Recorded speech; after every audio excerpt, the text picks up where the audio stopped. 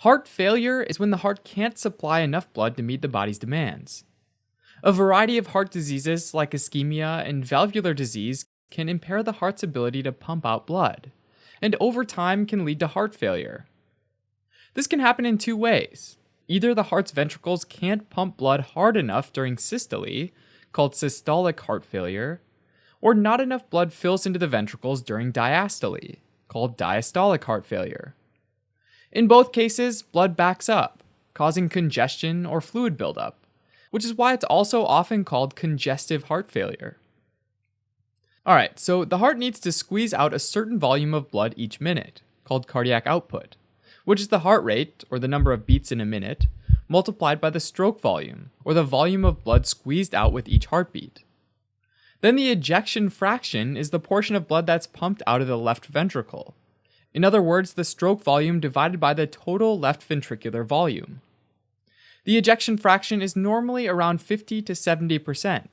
Between 40 to 50% is borderline, and anything below 40% is systolic heart failure or heart failure with reduced ejection fraction.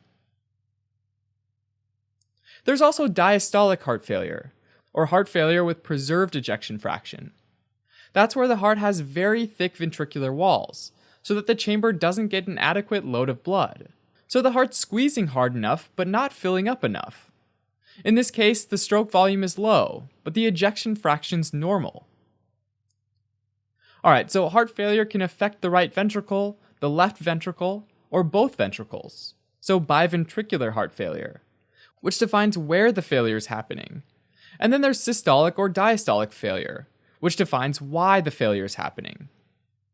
With left ventricular or left-sided heart failure, blood gets backed up into the lungs, and that causes pulmonary hypertension and pulmonary edema.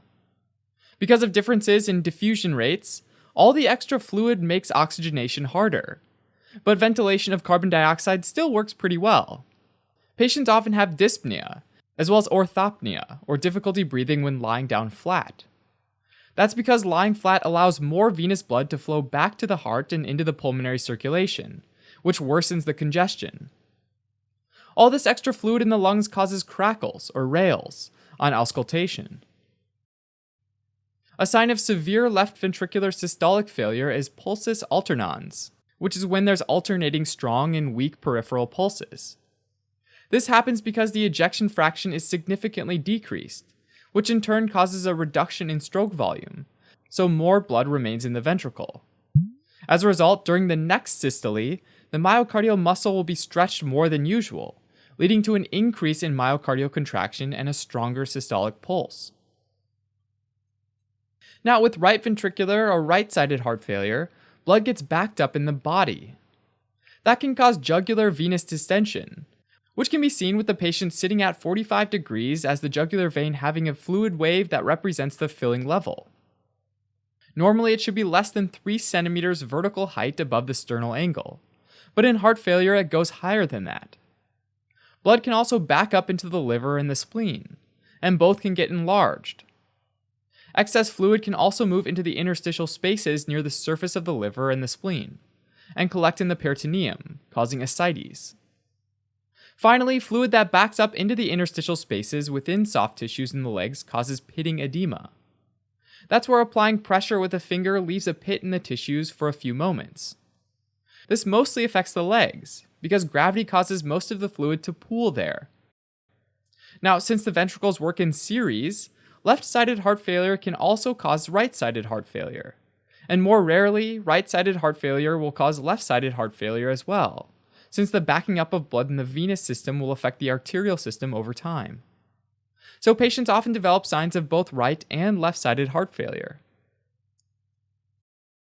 Now, if the ventricles are stiffened or dilated, eventually the atria will also undergo remodeling to adapt to the higher filling pressures. For this reason, in heart failure, there's often a third heart sound, or S3, heard on auscultation, which happens after S1 and S2. Finally, in advanced heart failure, there's decreased tissue perfusion leading to a resting sinus tachycardia, as well as cool, pale, sometimes cyanotic extremities, and diaphoresis, or excessive sweating due to hypotension, as well as narrow pulse pressure due to the drop in ventricular stroke volume. On a chest x-ray, there might be changes like pulmonary edema or cardiomegaly, but there are no specific signs that point directly to heart failure. On an ECG, there might be clues about the underlying cause of heart failure, like an arrhythmia or evidence of coronary artery disease. In a patient with any type of congestive heart failure, the key lab value is the brain natriuretic peptide, or BNP. A BNP level above 400 picograms per milliliter is typical in heart failure. Between 100 and 400 is borderline, so further testing needs to be done, and below 100 is unlikely to be heart failure. BNP levels can also be used to monitor a response to treatment as well. Echocardiography is then done to confirm the diagnosis of heart failure. It can estimate the ejection fraction, as well as measure ventricular wall and chamber size, which helps distinguish systolic versus diastolic heart failure. It can also assess the heart valves and estimate the pulmonary arterial pressure, to help identify causes and effects of the heart failure. Finally, a cardiac catheterization is the insertion of a catheter into a chamber, valve, or vessel of the heart. This can be done to measure the pressure in the chambers, study valvular function, and can be used to inject contrast media into the ventricles, to perform ventriculography, which measures the ejection fraction. In addition, a coronary angiogram can be done to assess the coronary circulation to look for evidence of myocardial ischemia. After diagnosing heart failure, it should be classified. A widely used classification schema is from the New York Heart Association and is adopted by the European Society of Cardiology. There are 4 classes. Class 1 patients experience symptoms like dyspnea only after extreme exertion. Class 2 patients get symptoms from moderate exertion. Class 3 patients get symptoms from mild exertion. And Class 4 patients get symptoms at rest. In terms of treatment, right-sided heart failure is treated similarly to left-sided heart failure, especially because it's often a result of left-sided heart failure. Long-term management of heart failure includes management of underlying associated conditions, as well as lifestyle modifications, medications, and in some cases, using a device. Associated conditions include hypertension, ischemic heart disease, valvular heart disease, diabetes, thyroid dysfunction, and rheumatic fever. Lifestyle modifications include not smoking, not drinking alcohol, reducing sodium intake, and maintaining a healthy weight. The goals of medications are to improve symptoms, slow or reverse deterioration in myocardial function, and reduce mortality. Medications are given according to the New York Heart Association class. All classes must reduce sodium intake to less than 2 grams per day, and fluid intake to less than 2 liters per day. This helps reduce blood volume and pressure, which in turn reduces the heart strain. Additionally, all classes get a beta blocker and either an ACE inhibitor or an angiotensin receptor blocker, or ARB, if a patient develops a chronic cough from the ACE inhibitor. With each increasing class, we add another medication to the treatment. Class 2 patients also get either a loop diuretic like furosemide or a thiazide diuretic like hydrochlorothiazide to further reduce the fluid overload and relieve congestive symptoms. Class 3 patients also get aldosterone antagonists like spironolactone, or a combination of isosorbide dinitrate and hydralazine as vasodilators, to lower the blood pressure. Finally, Class 4 patients also get inotropes like digoxin, which increase the strength of heart muscle contractions, and should get a heart transplant if possible. All of these drugs need to be titrated, which means that treatment starts with a very low dose, and then increases progressively up to the highest tolerable level. If the patient has ischemic heart failure, aspirin and statins should be added to the therapy, regardless of the New York Heart Association class.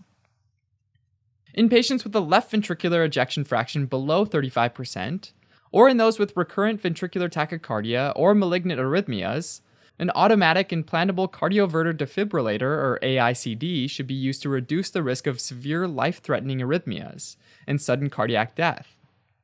In these patients, if the ECG reveals a QRS complex that's longer than 120 milliseconds, the patient should have a cardiac resynchronization therapy, or CRT pacemaker. CRT pacemakers can stimulate the ventricles to contract at the same time and improve the cardiac output. But if the QRS complex is shorter than 120 milliseconds, then the CRT pacemaker is optional, and medications like digoxin can be used to improve contractility. Alternatively, a combination of arterial and venous vasodilator medications, like nitroprusside and nitroglycerin, respectively, can be used to help reduce the systemic and pulmonary pressure, in turn reducing the heart's strain. If all other measures have failed, a final option is heart transplantation, or implantation of a left ventricular assist device, or LVAD, which takes blood from the left ventricle and pumps it through the aorta. An LVAD can offer temporary relief for patients waiting for a heart transplant, or be a permanent solution for others. Then there's also acute decompensated heart failure, which is when congestive heart failure rapidly worsens, resulting in the need for urgent therapy. If oxygen saturation falls below 90%, the patient might get supplemental oxygen, and below 80% they might get assisted ventilation. These patients might have such a reduced cardiac output that they can't adequately perfuse the kidneys, causing the kidneys to retain water, which worsens the volume overload and pulmonary congestion. So the goal is to rapidly reduce volume overload and reduce the pulmonary congestion. To do this, initial therapy includes intravenous loop diuretics. Also, intravenous vasodilator therapy can be helpful in patients with increased systemic vascular resistance due to severe hypertension, acute mitral regurgitation, or acute aortic regurgitation. These patients should be continually monitored in terms of their vital signs, volume status and daily weight, electrolytes, and symptoms of pulmonary congestion. In patients with reduced ejection fraction that show severe hypotension and end organ dysfunction, intravenous inotropic agents like dobutamine can be used. However, inotropes are not indicated for treatment of acute decompensated heart failure in patients with preserved ejection fraction. Finally, for patients with ejection fraction lower than 25% and severe hemodynamic compromise, mechanical cardiac support with either a ventricular assist device or an artificial heart can be used. The ventricular assist device helps the failing heart pump more efficiently, while the artificial heart replaces it. Alright, as a quick recap. Right-sided heart failure typically causes jugular venous distension, as well as hepatosplenomegaly, ascites, and pitting edema on the legs. Left-sided heart failure typically causes dyspnea or orthopnea. A BNP serum level is usually over 400, and echocardiography can estimate the ejection fraction and assess the heart valves. The New York Heart Association groups heart failure into 4 classes, depending on severity of symptoms. Treatment of heart failure includes management of associated conditions and lifestyle modifications like not smoking, not drinking alcohol, reducing sodium intake, and maintaining a healthy weight. Additionally, drug therapy is given according to the New York Heart Association class. Class 1 gets beta blockers and ACE inhibitors, or ARBs. Class 2 also gets diuretics. Class 3 also gets spironolactone or a combination of isosorbide dinitrate and hydralazine. And Class 4 also gets inotropes. Patients with a left ventricular ejection fraction below 35%, or those with recurrent ventricular tachycardia or malignant arrhythmias can get device therapy. If all other measures fail, a final option is heart transplantation.